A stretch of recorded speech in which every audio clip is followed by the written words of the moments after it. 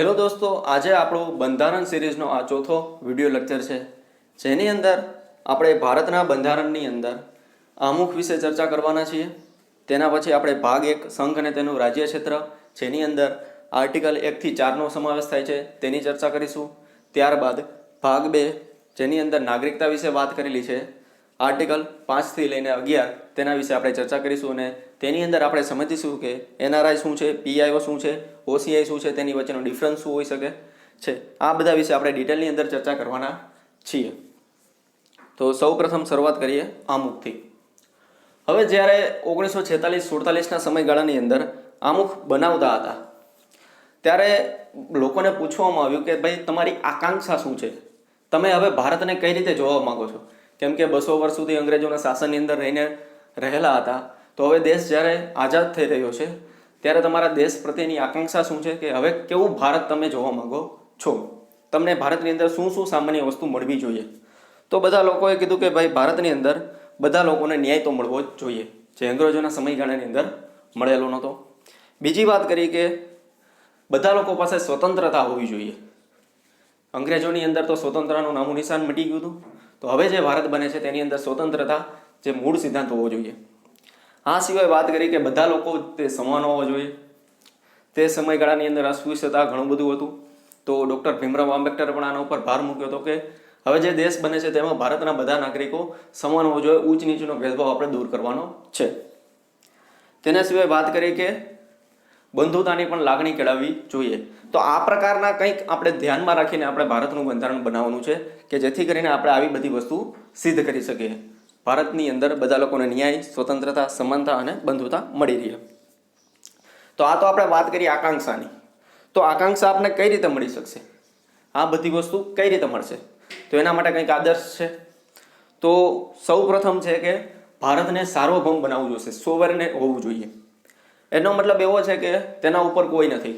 જે સ્વતંત્ર છે તેને જે સર્વોપરી છે તે. અત્યાર સુધી શું હતું કે બ્રિટનની અંદર હતું, સ્વતંત્ર નહોતું, અથવા કોઈ રાજા રાણી હોય તો તેની અંદર પણ ચાલતું હતું. એવું નથી. હવે ભારત જે છે તે સોવેન હોવું જોઈએ, એટલે કે સાર્વભૌમ હોવું જોઈએ, જેથી કરીને આપણે ન્યાય, સ્વતંત્રતા, સમાનતા, બંધુતા મેળવી શકીએ. આ આકાંક્ષા છે તે આપણે મેળવવાનું છે. તે કોના દ્વારા મળશે? તો કે સાર્વભૌમ દ્વારા, લોકશાહી દ્વારા. ભારત દેશ લોકશાહી હશે તો આપણે આ બધી આકાંક્ષા આપણે પૂરી કરી શકીએ. જેથી કરીને આપણે ભારતને લોકશાહી બનાવવાનો છે, પ્રજાસત્તાક બનાવવાનો છે. લોકશાહીનો મતલબ આપણે જાણીએ છીએ કે લોકો દ્વારા લોકો વડે ચાલતું શાસન, કે જેની અંદર તે પોતાનો પ્રતિનિધિ લોકો વોટ દઈને ચૂણે છે, જે સંસદની અંદર, વિધાનસભાની અંદર બેસશે અને લોકો માટે કાયદાઓ બનાવશે. તે વાત થઈ લોકશાહીની. પ્રજાસત્તાકનો મતલબ છે કે દેશનો સર્વોચ્ચ વડો, કે આપણે અહીંયા રાષ્ટ્રપતિ છે તે લોકો દ્વારા ચૂંટાયેલો હોવો જોઈએ, નહીં કે બ્રિટનની અંદર જે રીતે તેનો સર્વોચ્ચ વડો રાણી છે તે રીતે ના હોવું જોઈએ. ભલે આપણે પ્રેસિડેન્ટની વોટ નથી આપતા, પરંતુ પ્રત્યક્ષ નહીં તો અપ્રત્યક્ષ રીતે તે ચૂંટાયેલા જ હોય છે. તો આ બધી વસ્તુને લઈને આપણે જે આકાંક્ષા છે તે પૂરી કરી શકીએ છીએ. આવી કંઈક વાત ચાલતી હતી. અને પાછળથી તેની અંદર સમાજવાદ પણ ઉમેરવામાં આવ્યું અને બિન સાંપ્રદાયિકતા એટલે કે ધર્મ નિરપેક્ષ પણ ઉમેરવામાં આવ્યું. તો આ બધા આદર્શ દ્વારા આપણે આપણી આકાંક્ષા પૂરી કરી શકશે. તો હવે થોડું ડિટેલની અંદર જોઈએ. ન્યાય મળવો જોઈએ. તો બંધારણની અંદર ક્યાં ક્યાં ન્યાયની વાત કરવામાં આવેલી છે? આમુખની અંદર. જો મિત્રો આની અંદર જેટલા પણ શબ્દો છે આમુખની અંદર તે તમારે યાદ રાખવાના છે, કેમ કે આની અંદરથી ક્લાસ 3 એક્ઝામની અંદર તો વારંવાર ક્વેશ્ચન્સ પૂછાતા હોય છે. તો પર્ટિક્યુલર જે શબ્દ છે તે યાદ રાખવાના છે. ન્યાય તો સામાજિક, આર્થિક અને રાજકીય ન્યાયની વાત કરેલી છે. કેમ કે આ ક્વેશ્ચન ઘણીવાર પૂછાઈ ચૂકેલો છે કે નીચેનામાંથી આમુખની અંદર કયા ન્યાયની વાત કરવામાં આવેલી નથી. ઓપ્શનની અંદર આપેલો હોય સામાજિક, ધાર્મિક, રાજકીય કે આર્થિક. તો આપણે ત્યારે કન્ફ્યુઝન થઈ જાય કે ભાઈ ધાર્મિક ન્યાયની પણ વાત કરેલી હશે, પરંતુ આમુખની અંદર ધાર્મિક ન્યાયની વાત કરેલી નથી. તે આર્ટિકલની અંદર આપેલા છે, પરંતુ આમુખની અંદર ધાર્મિક ન્યાય તેવો શબ્દ છે નહીં. તો આમુખની અંદર જેટલા શબ્દો છે તે યાદ રાખી લેવાના છે. તો ન્યાયની વાત કરીએ તો આ 3 પ્રકારના ન્યાય મળવા જોઈએ લોકોને. તેના પછીની વાત કરી છે સ્વતંત્રતા. તો સ્વતંત્રતા કેવી મળવી જોઈએ?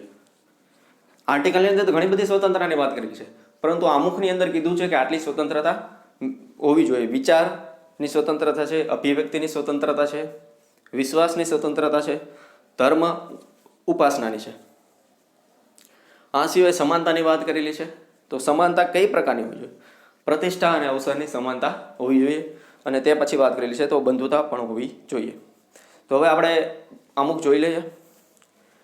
અમે ભારતના લોકો ભારતને એક સાર્વભૌમ સમાજવાદી બિનસાંપ્રદાયિકતા લોકતંત્રાત્મક અને ગણરાજ્ય તરીકે સંસ્થાપિત કરવાનો તથા તેના બધા નાગરિકોને ન્યાય કેવા ન્યાય, સામાજિક આર્થિક રાજકીય ન્યાય, સ્વતંત્રતા કેવી સ્વતંત્રતા, વિચાર અભિવ્યક્તિ વિશ્વાસ ધર્મ અને ઉપાસનાની સ્વતંત્રતા, અને સમાનતા કેવી સમાનતા તો કે પ્રતિષ્ઠા અને અવસરની સમાનતા પ્રાપ્ત કરાવવા માટે તથા તે બધામાં વ્યક્તિની ગરિમા અને રાષ્ટ્રની એકતા અને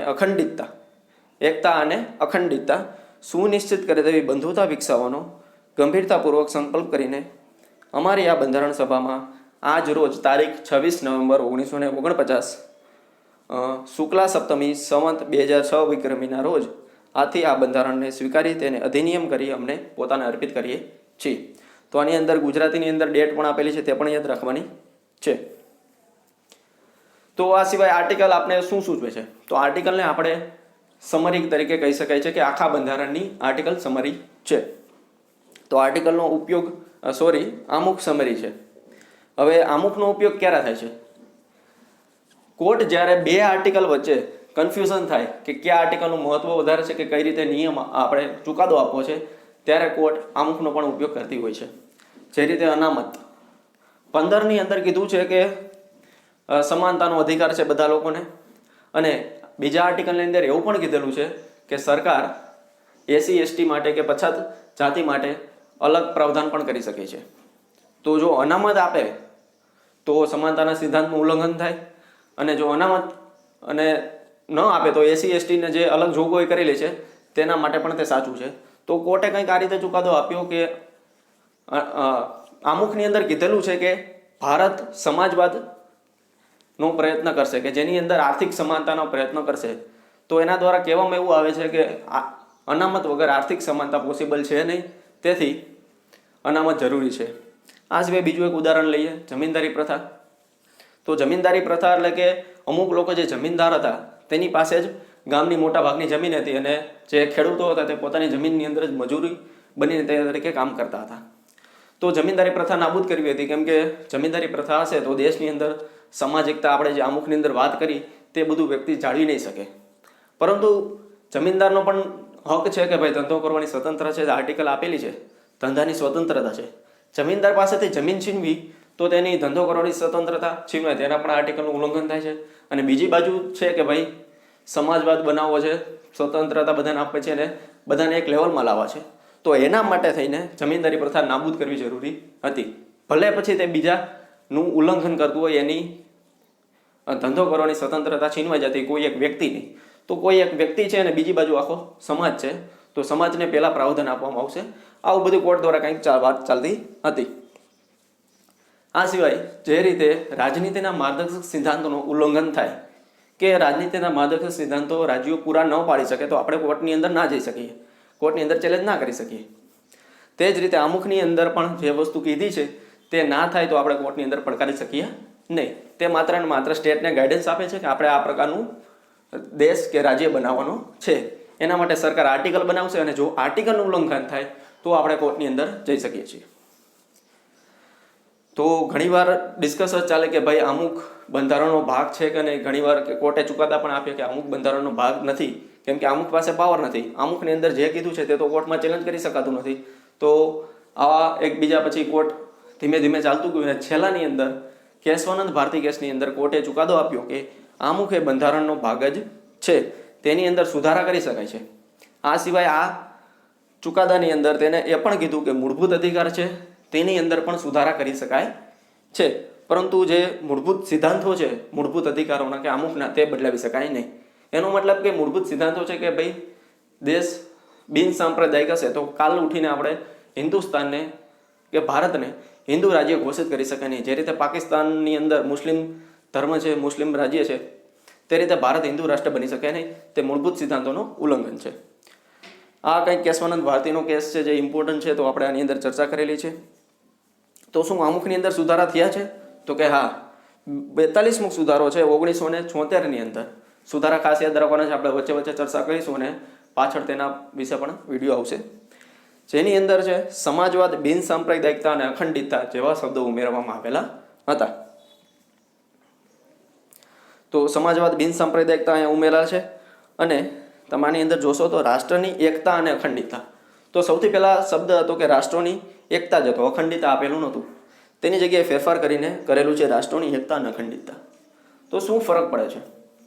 એકતાનો મતલબ કે યુનિટી, આપણે અંગ્રેજીમાં કહીએ તો યુનિટી એટલે કે એકતા.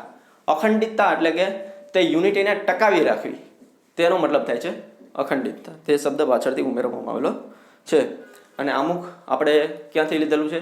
તો કે અમેરિકાના બંધારણમાંથી અમુક લીધેલું છે. કેમ કે ભારતનું જે 1935નો અધિનિયમ હતો તેની અંદર અમુક હતું નહીં. તો આપણે ચર્ચા કરી અમુક વિશે. આ સિવાય અમુકની અંદર જે કંઈ વસ્તુ આપેલી છે, સાર્વભૌમ છે, લોકશાહી છે, પ્રજાસત્તાક છે, તેના વિશે આપણે ઓલરેડી ચર્ચા કરી ચૂક્યા છીએ. સમાજવાદ છે. તો શું રાજ્યએ એટલે કે સરકારે એવા કોઈ કાયદા બનાવેલા છે જેને લીધે સમાજવાદ પેદા કરી શકીએ, સમાજવાદની ભાવનાને આપણે પરિપૂર્ણ કરી શકીએ? તો કે હા, સામાજિક અને આર્થિક અસમતા દૂર કરવા માટે સરકારે 38 અને 39 આર્ટિકલ બનાવેલા છે. 38ની અંદર વાત કરવામાં આવેલી છે કે જેટલા પણ પર્વતો છે કે નદી છે, કુદરતી સંસાધનો છે, તેના ઉપર કોઈ એક વ્યક્તિનો અધિકાર ના હોઈ શકે, એના ઉપર બધા વ્યક્તિનો અધિકાર ગણી શકાય છે. 39ની અંદર પણ તે જ વાત કરવામાં આવેલી છે કે વેલ્થ ઓફ કોન્સન્ટ્રેશન ન થવું જોઈએ, એટલે કે કોઈ એક વ્યક્તિ પાસે જ સંપત્તિનું કેન્દ્રીકરણ ન થવું જોઈએ તેવા સરકાર કાયદા કરશે, પ્રયત્ન કરશે. કેમ કે રાજનીતિના મહાદક્ષ સિદ્ધાંતની અંદર કહેવામાં આવેલું છે. તો તેની લીધે શું સરકારે કોઈ આવા કાયદા બનાવેલા છે? તો કે હા, 1969ની અંદર બેંકનું રાષ્ટ્રીયકરણ કરેલું હતું. તે આના નિયમ મુજબ જ કરેલું હતું કે કોઈ એક વ્યક્તિ પાસે સંપત્તિનું એકત્રીકરણ ન થાય તેવા સરકાર કાયદા બનાવી શકે છે. ઇન્દિરા ગાંધીને લાગ્યું કે પ્રાઇવેટ બેંક કરેલી છે તો માત્ર ને માત્ર તે ડિપોઝિટ તો બધા પાસેથી લેશે, ખેડૂતો પાસેથી પણ લેશે અને બધા પાસેથી લેશે, પરંતુ તે લોન માત્ર ને માત્ર અમીર વ્યક્તિઓને કે જે ધંધાને આપે છે. તેને લીધે જે ખેડૂતો છે, નબળા વર્ગના વ્યક્તિઓ છે, MSME સેક્ટર છે, તેને કશો ફાયદો થતો નથી. તો આપણે જે બેંક છે તેનું રાષ્ટ્રીયકરણ કરી દે. તો આને આધારે બેંકનું રાષ્ટ્રીયકરણ કરી દેવામાં આવ્યું, જેથી કરીને બધા લોકો સુધી પહોંચાડી શકાય, દેશના હિત માટે આવું કરી શકાય છે. તો આના મુજબ કરેલું હતું. પર તમને કદાચ ક્વેશ્ચન થઈ શકે કે ભાઈ અત્યારે તો પ્રાઇવેટ બેંક છે, પરંતુ અત્યારે તેના ઉપર ઘણા બધા રિસ્ટ્રિક્શન છે, RBIના ઘણા બધા નોર્મ છે, તેના નિયમ મુજબ તેને કામ કરવું પડતું હોય છે. તો ત્યારની વાત અલગ હતી. આ સિવાય આપણે કીધું છે કે ધર્મનિરપેક્ષતા. સમાજ ટ્રાય કરશે કે ધર્મનિરપેક્ષતા બનાવી શકે, બિન સાંપ્રદાયિક. તો શું એવું કરેલું છે? હા, ચોક્કસ. કેમ કે ભારતનો કોઈ ધર્મ છે નહીં, ભારત એક સેક્યુલર સ્ટેટ છે. 25ની અંદર પણ કહેવામાં આવ્યું છે કે જે લોકોને અંતકરણ મુજબ પોતપોતાના ધર્મ મુજબ કાર્ય કરવાની છૂટી છે, જેને જે ધર્મ અપનાવવો હોય તે અપનાવી શકે છે. ભારત માટે બધા ધર્મ સમાન છે. તો આ વસ્તુ સિદ્ધ કરે છે કે આપણે અમુકની અંદર જે વાત કરેલી છે તે આપણે પરિપૂર્ણ ફૂલફિલ કરેલી છે. આ સિવાય સ્વતંત્રતાની વાત કરેલી હતી કે ભારતની અંદર બધા નાગરિકો છે તેને સ્વતંત્રતા મળવી જોઈએ. તો શું મળે છે? તો કે હા, મળે છે. એના માટે આર્ટિકલ બનાવેલા છે, 19 છે, 25 છે, 28 છે, જેના વિશે આપણે પછી ચર્ચા કરીશું. પ્રતિષ્ઠા અને અવસરની સમાનતા છે. તો શું દેશની અંદર સમાનતા છે? તો એના માટે બનાવેલા છે. 15મું છે સમાનતાના અધિકાર છે, 16મું છે, 39 છે. 16ની અંદર બીજી ચર્ચા કરવામાં આવેલી છે, સમાનતા વિશે વાત કરવામાં આવેલી છે, જે આપણે મૂળભૂત અધિકારની અંદર આ બધા આર્ટિકલ વિશે ચર્ચા કરીશું. એના પછી વાત કરેલી છે ન્યાય, સામાજિક, આર્થિક અને રાજકીય ન્યાય આપવાનો છે. તો શું સરકારે એવા કોઈ નિયમ બનાવેલા છે જેને લીધે તમે સામાજિક ન્યાય આપી શકો? તો કે હા, 17મું. શું છે 17મું? તો કે અસ્પૃશ્યતા. જે અસ્પૃશ્યતાને આપણે નાબૂદ કરી દીધી છે, જેને લીધે બધા એક સરખા છે, તમે અનટચેબિલિટી ન કરી શકો, તમને જેલ થઈ શકે છે. 15(4) છે, જેની અંદર સરકાર SC ST છે, OBC છે, પછાત વર્ગના વ્યક્તિઓ માટે અલગ કાયદા બનાવી શકે છે. અલગ કાયદા એટલે કેવા? તો કે ભાઈ GPSCની અંદર તમારે ફી ભરવાની થતી નથી, ઓપનને જ ભરવાની હોય છે. તમે 30 વર્ષ નહીં 35 વર્ષ સુધી એક્ઝામ આપી શકો છો, અને તમને બીજી ઘણી બધી સ્કોલરશિપ પણ મળે છે. આવી ઘણી બધી ચર્ચા કરેલી છે અને અનામત પણ આપેલું છે. મેઇન વસ્તુ તો તે 38ની અંદર વાત કરેલી છે કે ભાઈ બીજી આપણે એની વિશે ચર્ચા કરી ચૂકેલા છીએ. એના પછી છે કે આર્થિક ન્યાય મળશે. આર્થિક ન્યાય માટે આર્ટિકલ છે 19(1)G, જેની અંદર કીધું છે કે ધંધો કરવાની સ્વતંત્રતા છે. તમે કોઈ પણ પ્રકારનો બિઝનેસ કરી શકો છો. તમને એમ થાય કે ધંધો તો શું, પરંતુ મિત્રો પહેલાંના જમાનાની અંદર એવું હતું કે જે સોનીના છોકરાઓ હોય તે માત્ર ને માત્ર સોની કામ જ કરી શકે છે. લુહારના છોકરા હોય તો તેને તે જ ધંધો કરવો પડતો હોય છે. જો તે કદાચ તલાટીની એક્ઝામ દઈને પાસ થઈ જાય, કોન્સ્ટેબલ બની જાય, તો જે બીજા વ્યક્તિ હોય તેને બાયકોટ કરી દે, તેનો અસહકાર કરી દે, તેને પોતાની જ્ઞાતિમાંથી કાઢી મૂકે ને આવી બધી વસ્તુ ચાલતી હોય છે. તો પરંતુ હવે એવું છે નહીં. પટેલ ધંધો કરે છે તો લુહાણા પણ કરી શકે છે અને બીજી કોઈ પણ જ્ઞાતિ પર કરી શકે છે. જેને ખેતી કરવી હોય તો ખેતી કરી શકે છે. કોઈ પણ ધંધો કોઈ પણ જ્ઞાતિ કરી શકે છે. હવે એવું કશું રહ્યું નથી. એના પછીની વાત કરીએ છીએ રાજકીય ન્યાય. તો 19ની અંદર રાજકીય પણ ન્યાય આપવામાં આવેલો છે કે જેને પોલિટિકલ પાર્ટી બનાવી તે પાર્ટી બનાવી શકે છે. સંગઠનો બનાવવાની સ્વતંત્રતા છે. એના માટેનું બેસ્ટ ઉદાહરણ છે પ્રાઇમ મિનિસ્ટર નરેન્દ્ર મોદી, કે જે ચાવાળા હતા અને પ્રાઇમ મિનિસ્ટર સુધી પહોંચી ગયા છે. કેમ કે સ્વતંત્ર આપેલી છે. દેશનો કોઈ પણ નાગરિક ગમે તે બની શકે છે. એવું નથી કે તમે પોલિટિકલ બેકગ્રાઉન્ડમાંથી આવતા હોય તો જ તમે તેની અંદર જઈ શકો છો. તો રાજકીય ન્યાય પણ તમને આપેલો છે દેશની અંદર. આ બધી આપણે ચર્ચા કરી આમુખની અંદર. હવે આપણે આર્ટિકલ તરફ જઈએ છીએ, જેની અંદર સૌથી પહેલાં આપણે ભાગ 1 સંઘ અને રાજ્ય વિસ્તાર વિશે ચર્ચા કરવાના છે. તે જોતાં પહેલાં આપણે જોઈ લઈએ કે મૂળ બંધારણની અંદર કેટલા ભાગ હતા અને હાલની અંદર કેટલા ભાગ છે. તો મૂળ બંધારણની અંદર 22 ભાગ હતા, 395 અનુચ્છેદ એટલે કે આર્ટિકલ્સ હતા અને 8 અનુસૂચિ હતી. જે હાલની અંદર ભાગ તો 22 જ છે, પરંતુ પેટા ભાગ સહિત ગણીએ તો 25 થઈ જાય છે. જે રીતે મૂળભૂત ફરજો છે તે ભાગ 4A ની અંદર મૂકી દીધી છે. એના માટે કોઈ અલગ ભાગ નથી બનાવેલો, તો પેટા ભાગ ગણી શકાય છે. એવી રીતે 25 છે. આર્ટિકલ્સ 448 છે અને અનુસૂચિ 12 છે. હવે મિત્રો, અનુસૂચિની અંદર શું ફેર છે અને આર્ટિકલની અંદર શું ફેર છે? અનુસૂચિ એટલે કે આર્ટિકલની અંદર જે વાત કરવામાં આવેલી છે તે ડિટેલની અંદર બતાવવામાં આવે તે જ એટલે કે અનુસૂચિ. ધારો કે પહેલી અનુસૂચિ છે જેની અંદર વાત કરેલી છે જેટલા પણ રાજ્ય છે તેના નામ આપેલા છે અને કેન્દ્ર શાસિત પ્રદેશોના નામ આપેલા છે. તો ભાગ 1 ની અંદર વાત કરે છે સંઘ અને રાજ્ય વિસ્તાર. તો તે જ વાત એની અંદર કરેલી છે કે કેટલા કેટલા રાજ્ય છે ભારતની અંદર અને કેટલા કેન્દ્ર શાસિત પ્રદેશો, તે બધાના નામ લખેલા છે. 8મી અનુસૂચિ છે. તો 8મી અનુસૂચિની અંદર કેટલી ભાષા છે, તો બધી ભાષાનું ત્યાં નામ કરેલી છે. 7મી અનુસૂચિ છે. તો એની અંદર કીધું છે કે ભાઈ કેન્દ્ર યાદીના વિષયો છે. તો કેટલા વિષયો છે? આર્ટિકલની અંદર એટલું જ કીધું છે કે કેન્દ્ર યાદીના વિષયો. તો કેટલા વિષયો કેન્દ્ર યાદીના, રાજ્ય યાદીના, તે ડિટેલની અંદર અનુસૂચિની અંદર બતાવે છે. આ સિવાય 11મી અનુસૂચિ છે, 12મી અનુસૂચિ છે, 73માં 74માં બંધારણ સુધારો કર્યો. પરંતુ આર્ટિકલની અંદર કીધું કે નગરપાલિકા અને પંચાયત. તો પંચાયતો માટે વિશેષ શું સગવડ છે, શું જોગવાઈ કરેલી છે, તે કેટલા વિષયો ઉપર કાયદા બનાવશે, તે બધી વસ્તુ ડિટેલની અંદર 11મા આર્ટિકલની અંદર આપેલી છે. નગરપાલિકા માટે 12મા અનુસૂચિની અંદર અને 11મી અનુસૂચિની અંદર આપેલી છે. તો તે ડિટેલની અંદર વસ્તુ બતાવે છે. હવે જેટલા પણ આર્ટિકલ છે તે ક્લાસ 3 એક્ઝામ માટે ખૂબ ઉપયોગી છે. બેઠા આર્ટિકલ પૂછી શકે છે. તો એના માટે બેસ્ટ વસ્તુ એ છે કે તમે આર્ટિકલ સમજો, યાદ રાખો અને 2-3 વખત રિવિઝન કરશો તો તમારે કોઈ શોર્ટ ટ્રીકની કે કોઈ ગોખવાની એવી જરૂર પડશે નહીં. તમને મનની અંદર જ યાદ રહી જશે. તો તમે આરામથી કોઈ પણ આર્ટિકલ સોલ્વ કરી શકો છો. તો જેની અંદર ભાગ 1 ની અંદર 1 થી 4 આર્ટિકલનો સમાવેશ થાય છે. પહેલું આર્ટિકલ છે તે એટલે કે ભારત રાજ્યોનો બનેલો સંઘ છે, યુનિયન ઓફ સ્ટેટ. પહેલી જ વસ્તુ છે કે ભારત વિશે ડિફાઇન કરવું પડે કે ભારત શું છે. સૌથી પહેલો આર્ટિકલ તે જ એટલે કે ભારત રાજ્યોનો બનેલો સંઘ છે. બીજો આર્ટિકલ છે કે ભારતની અંદર તમે નવા રાજ્યોનો પ્રવેશ કરી શકો છો. તો કઈ રીતે? તો કે દીવ દમણ છે, કેમ કે દીવ દમણ 1950ની અંદર દીવ દમણ ભારતનો ભાગ નહોતો, અને પછી સિક્કિમ છે તે પણ ભારતનો ભાગ નહોતો.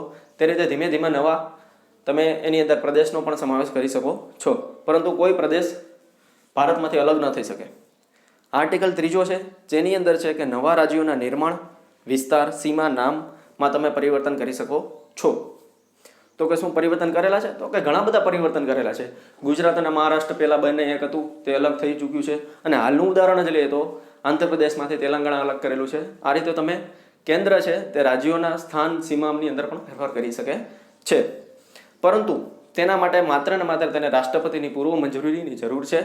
વિધાનસભાને પૂછવાની કોઈ પણ પ્રકારની જરૂર છે નહીં. હા, માત્ર ને માત્ર તેને ખાલી જણાવે છે અને પૂછે છે કે ભાઈ અમે આ રીતે ફેરફાર કરવા જઈ રહ્યા છીએ. પરંતુ આંધ્રપ્રદેશમાંથી તેલંગાણા અલગ બનાવ્યું તો તેને પૂરેપૂરો પાવર કોની પાસે છે? સંસદ પાસે છે. નહીં કે આંધ્રપ્રદેશની વિધાનસભા એના પર કંઈ કાયદો બનાવશે. આપણે આંધ્રપ્રદેશની ઈચ્છા થઈ ગઈ કે ચાલો તેલંગાણા અલગ કરી શકે, તો તે કરી શકે નહીં. તેના પાસે પૂરેપૂરો પાવર સંસદ પાસે છે.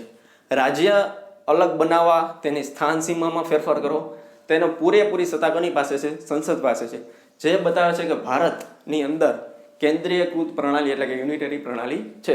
જે આપણે પહેલા લેક્ચરની અંદર જ સમજ્યા હતા. તો વચ્ચે વચ્ચે જેટલા પણ આના નિયમ આવશે તે આપણે જોઈ લેશું કે ભારત કેન્દ્રીકૃત છે તેના અલગ અલગ કેને કેને આધારે કહી શકાય. તો આ પહેલું ઉદાહરણ છે. તો કદાચ કાલ ઉઠીને આપણે પશ્ચિમ બંગાળનું નામ બદલીને કંઈક પાંગું કરી દેવું હોય તો આપણે પશ્ચિમ બંગાળને પૂછવાની જરૂર નથી, માત્ર ને માત્ર સંસદ કરી દેશે. ઓકે, આ વસ્તુ છે. અને આર્ટિકલ 4ની અંદર કીધું છે કે 2 અને 3માં કરેલ પરિવર્તન બંધારણીય સુધારા ગણવામાં આવશે નહીં. એનો મતલબ શું છે કે હમણાં તેલંગાણા અલગ કરેલું, એનો મતલબ કે આપણે 100મો બંધારણ સુધારો, 104મો બંધારણ સુધારો એવું કશું છે નહીં.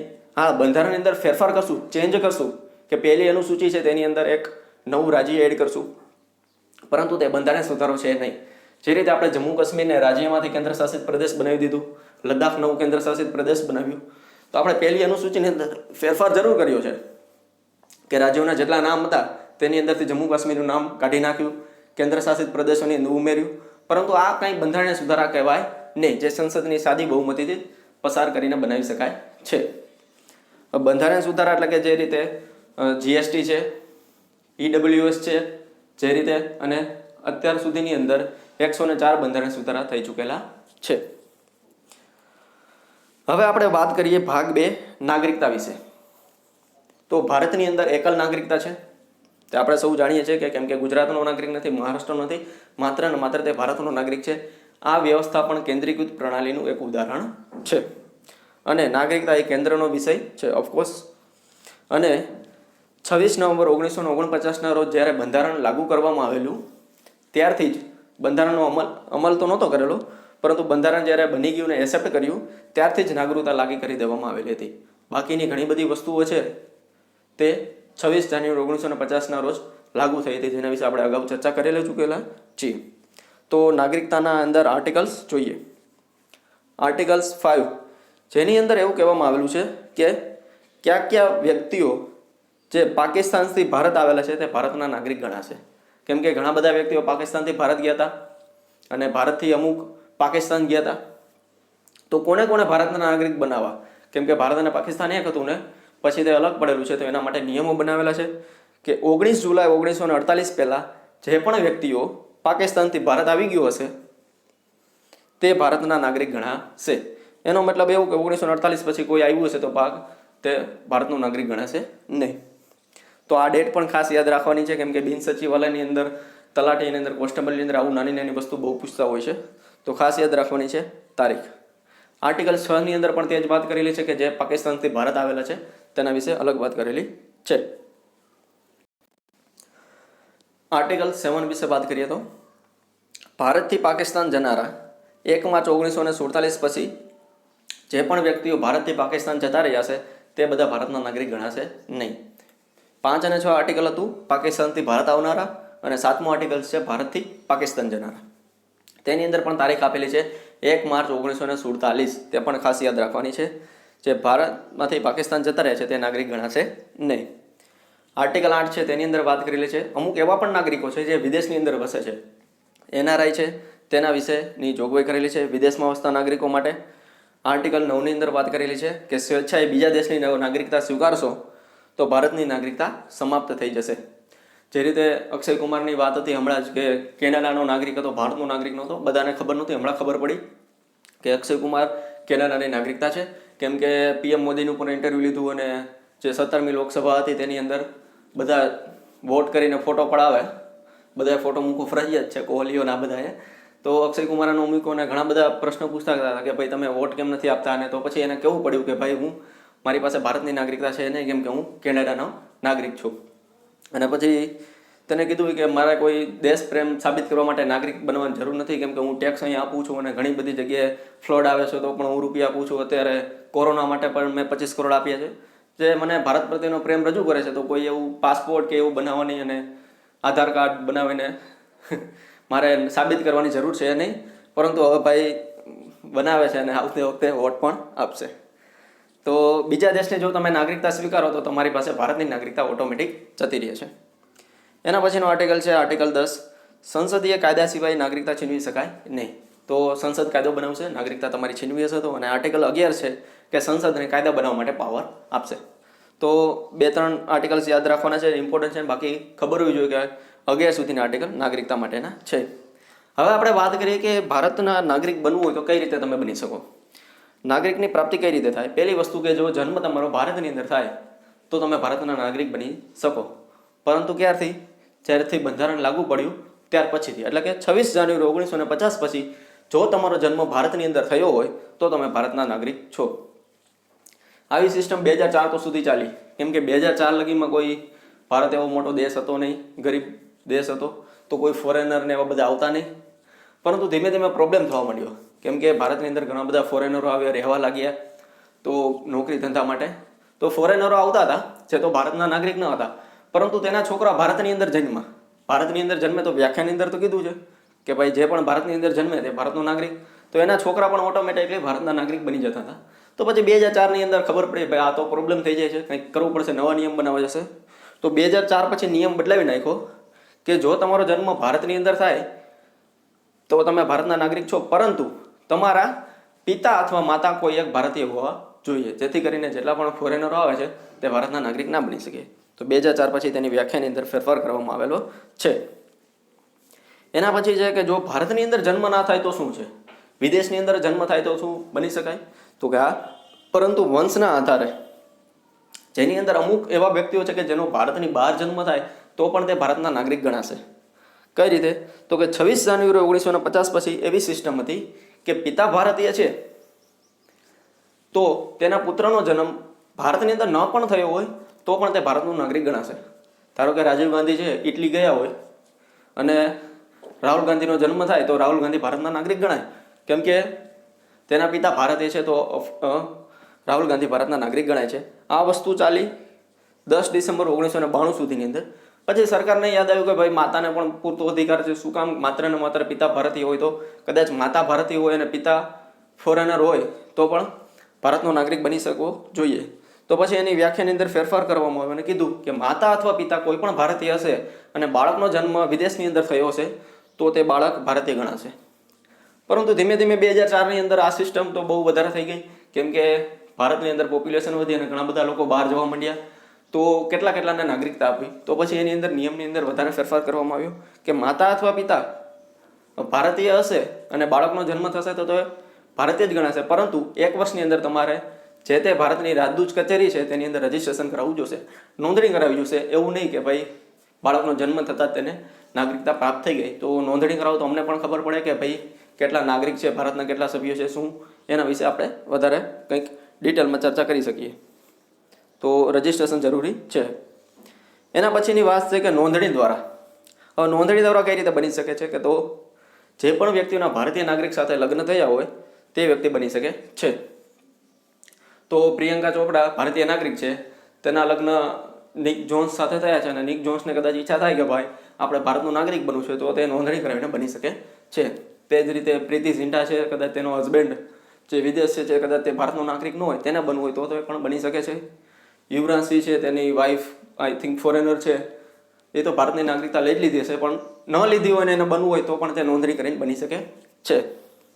આ સિવાય કોઈ એવો વ્યક્તિ છે કે જે ભારતની અંદર જન્મો નથી કે નથી તેના પિતા ભારતીય, માતા ભારતીય, કોઈ પણ ભારતીય નથી કે તેને કોઈ એવા વ્યક્તિ સાથે પણ લગ્ન નથી કર્યા, તે ભારતીય હોય છતાં પણ જો એને જો ભારતની નાગરિકતા લેવી હોય તો શું મળે?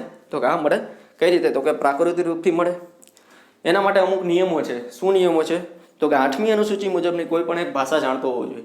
8મી અનુસૂચિની અંદર 22 ભાષા કીધી છે, તે કંઈક ભાષા આવડતી હોવી જોઈએ, અથવા મિત્ર દેશનો નાગરિક હોવો જોઈએ, તેને બીજા દેશની નાગરિકતા છોડી દીધેલી હોવી જોઈએ, અને એને ભારતમાં જ રહેવાનો ઈરાદો હોય અને ભારતના પ્રત્યે વફાદાર રહેવાના સુગંધ લે અને એક્સેસ્ટ્રા ઘણી બધી વાત કરેલી છે, એટલી બધી ટર્મ્સ એન્ડ કન્ડિશન ફૂલફિલ કરે તો તે ભારતનો નાગરિક બની શકે છે. અને તે 7 વર્ષ સુધી ભારતની અંદર રહે પછી તેને ભારતના નાગરિકતા આપવામાં આવે છે. આ સિવાય છે કલા છે, વિજ્ઞાન છે, સાહિત્ય છે, મહાનુભાવો છે, તેને જો ભારતના નાગરિક બનાવવો હોય તો આપણે તૈયાર જ છીએ, તો એને થોડી ઘણી છૂટછાટ આપી શકે છે સરકાર આ બધી વસ્તુની અંદરથી. અન્નાન સ્વામી છે, અન્નાન સ્વામી પહેલાં પાકિસ્તાનના હતા અને અત્યારે હાલની અંદર તે ભારતના નાગરિક બની ચૂકેલા છે, કેમ કે તેને હવે પાકિસ્તાનનો પાસપોર્ટ રિન્યૂ કરાવેલો નથી અને ભારતની નાગરિકતા એને સ્વીકારી લીધી છે. સિંગર છે. અને નવા પ્રદેશોના જોડાણથી, તો કે કયા નવા પ્રદેશો, તો 1950ની અંદર દેશ બંધારણ બની ગયું તે પછી દીવ દમણને જોડવામાં આવ્યા હતા. હવે એને જોડશો તો ઓફકોર્સ તેના લોકોને નાગરિકત્વ બનાવવા જોશે. તો આ કંઈક 5 મુદ્દા હતા, તે યાદ રાખવાના છે. જન્મથી, વંશના આધારે, નોંધણી દ્વારા, પ્રાકૃતિક રૂપથી અને નવા પ્રદેશોના જોડાણથી તમે ભારતના નાગરિક બની શકો છો. પરંતુ જો તમને ભારતના નાગરિકતા કઈ રીતે સમાપ્ત થાય? પહેલી વસ્તુ કે સ્વયં ત્યાગ કરી દો. ઈચ્છા નથી, હવે નથી રહેવું, અમેરિકા જતું રહેવું છે, તો સ્વયં ત્યાગ કરી દો તો પણ, બરખાસ્ત કરવા દ્વારા અને સરકારી આદેશ દ્વારા પણ, દેશદ્રોહ કે ખોટી રીતે તમે નાગરિકતા મેળવી હોય તો પણ સરકાર તમને દૂર કરી શકે છે. હવે આપણે ચર્ચા કરવાના છીએ કે NRI શું છે, નોન રેસિડેન્ટ ઓફ ઇન્ડિયા. કેમ કે આની અંદરથી ક્વેશ્ચન્સ ઘણીવાર પૂછાયેલા છે કે NRI અને OCI વચ્ચે શું ડિફરન્સ છે, MCQની અંદર વારંવાર પૂછાતા હોય છે. તો NRI ભારતનો નાગરિક જ છે. NRIનો મતલબ એવો થાય છે કે વિદેશમાં રહેતા ભારતના નાગરિકો, તે ભારતનો નાગરિક જ છે, પરંતુ તે સતત 182 દિવસ સુધી ભારતમાં રહેતો નથી, તેથી તેને NRI ઘોષિત કરવામાં આવે છે. જે પણ વ્યક્તિ 180 દિવસ કે 182 દિવસ સુધી ભારતમાં રહે તો તેને ભારતનો નાગરિક કહેવાય. પરંતુ NRI તે ભણવા ગયા છે કે કોઈ રોજીરોટી માટે ગયા છે, બહાર રહે છે, તેથી તે વિદેશમાં રહે છે, તે NRI તરીકે ગણવામાં આવે છે. તો ઘણા બધા તમે જોતા હશો, અમેરિકાની અંદર છે,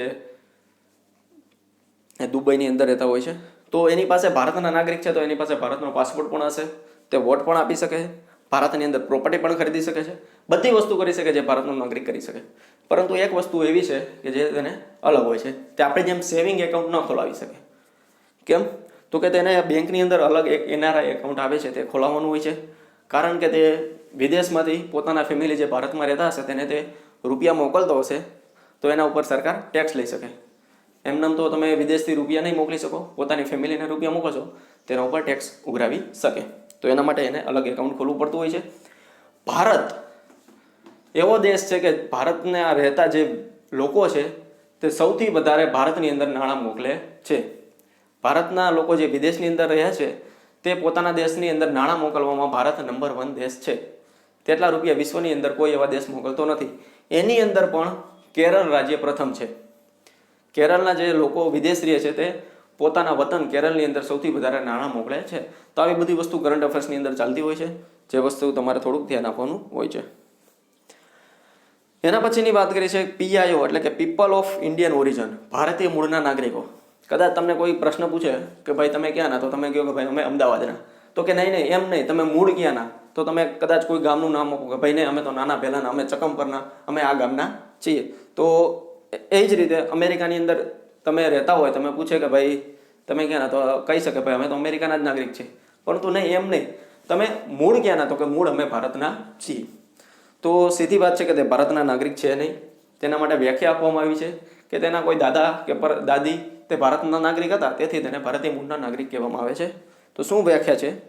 ભારત શાસન અધિનિયમ 1935 આવ્યા તે પહેલાં ભારતના નાગરિક હોય અથવા 1935ની અંદર તે લાયકાત ધરાવતા હોય તો તેમના અત્યારે પુત્ર કે પૌત્રી હોય તે ભારતીય મૂળના નાગરિક કહેવામાં આવે છે. તો આ ખાસ એક વ્યાખ્યા યાદ રાખવાની છે.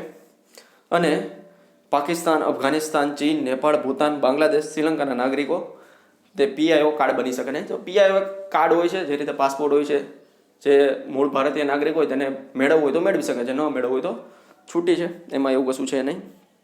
પરંતુ આ જેટલા દેશ છે કે જે ભારત સાથે બોર્ડર શેર કરે છે તે વ્યક્તિઓ ન હોવો જોઈએ. મ્યાનમાર નથી, ખાસ યાદ રાખજો, અને એની અંદર શ્રીલંકાનો સમાવેશ કરેલો છે. તો એને શું લાભ મળે છે કાર્ડ કઢાવશે? તો કેમ કે એની અંદર રિલેટિવ ભારતની અંદર રહેતા હોય, અવારનવાર આવવા જવાનું થાય, તો તે વિઝાની જરૂર પડતી નથી, વિઝા વગર આવી શકીએ છીએ એ કાર્ડ હોય તો. અને ભારતની અંદર 180 દિવસ સુધી કોઈપણ જાતની એને કોઈ પણ રજિસ્ટ્રેશન કર્યા વગર 6 મહિના સુધી ભારતની અંદર આવે તો રહી શકે છે. 6 મહિના કરતાં વધારે રહેવું હોય તો નજીકની પોલીસ સ્ટેશનની અંદર તને જાણ કરવાની હોય છે કે ભાઈ અમે આવી ચૂક્યા છે ને હજી વધારે 6 મહિના રહેવાના છીએ, બસ એટલી જ વસ્તુ છે. શું કરી શકે? તો વોટો ન આપી શકે, કોઈ ભારતના નાગરિક નથી, સરકારી અધિકારી ન બની શકે, ભારતના નાગરિક નથી. એટલે આ સિવાય તે પ્રોપર્ટી પણ ખરીદી શકે છે, કેમ કે વિદેશના લોકો પણ ભારતની અંદર પ્રોપર્ટી તો ખરીદી શકે, પરંતુ તે એગ્રીકલ્ચરની અંદર પ્રોપર્ટી ખરીદી શકે નહીં. તો સેમ વસ્તુ છે OCIની અંદર, ઓવરસીઝ સિટીઝન ઓફ ઇન્ડિયા, જે રીતે PIOની અંદર છે તે જ વસ્તુ છે, પરંતુ આની એક વ્યાખ્યા થોડીક અલગ છે કે 26 જાન્યુઆરી 1950ના રોજ ભારતના નાગરિક બનવાની જેને યોગ્યતા હતી તેના છોકરા છોકરી કે અથવા કે પૌત્ર પૌત્રી ને OCI કાર્ડ બની શકે છે. આની અંદર ભારત શાસન અધિનિયમ 1935 હતું અને આની અંદર 26 જાન્યુઆરી 1950 છે. આની અંદર માત્ર ને માત્ર 2 દેશનો સમાવેશ કરેલો છે કે પાકિસ્તાન અને બાંગ્લાદેશના નાગરિક ન હોવા જોઈએ. આની અંદર શું સુવિધા મળે છે તો કે આજીવન વિઝા મળે છે. ભારતમાં વસવાટ કરવા આવે 6 મહિના રહેવું હોય તો પણ ભલે, 1 વર્ષ રહેવું હોય તો પણ ભલે, કોઈ પણ પ્રકારની જાણ કરવાની નથી. જ્યારે તમે પીઆઈઓ કાર્ડ હોય તો તમે 6 મહિના જ રહી શકો છો. તો થોડા વધારે ફાયદા મળે છે. બસ આ વાત હતી. અને હાલની અંદર ચર્ચા પણ ચાલે છે કે ભાઈ પીઆઈઓ કાર્ડને તમારે ઓસીઆઈ કાર્ડની અંદર ફેરફાર કરી દેવામાં આવે છે, જેથી કરીને પીઆઈઓ કાર્ડ હવે આપણે બંધ કરી દેવાના છે અને બધાને ઓસીઆઈ કાર્ડની અંદર ટ્રાન્સફર કરવાના છે, મર્જ કરવાની વાત પણ ચાલે છે.